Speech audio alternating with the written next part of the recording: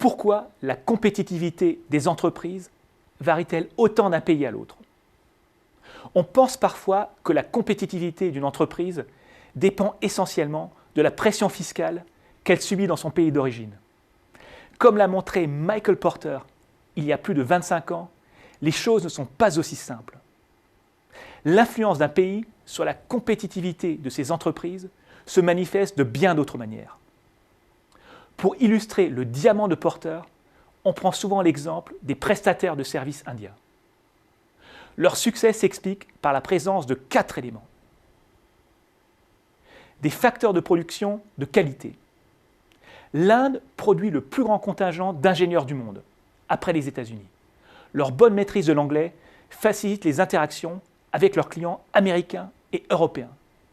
Cette manœuvre qualifiée présente un autre avantage. Elle est relativement peu coûteuse. Des clients exigeants. Si la clientèle locale n'est pas extrêmement développée, la compétitivité des prestataires de services indiens doit beaucoup au fait qu'ils travaillent pour des clients américains et européens très exigeants. Plus la clientèle est exigeante, plus les entreprises doivent faire des efforts pour la satisfaire et plus leur compétitivité a tendance à s'améliorer. Des secteurs connexes performants. La main-d'œuvre très qualifiée dont bénéficient les prestataires de services indiens est formée par un réseau universitaire particulièrement sélectif. Les meilleures universités indiennes admettent moins d'1 candidat sur 100. Une forte concurrence.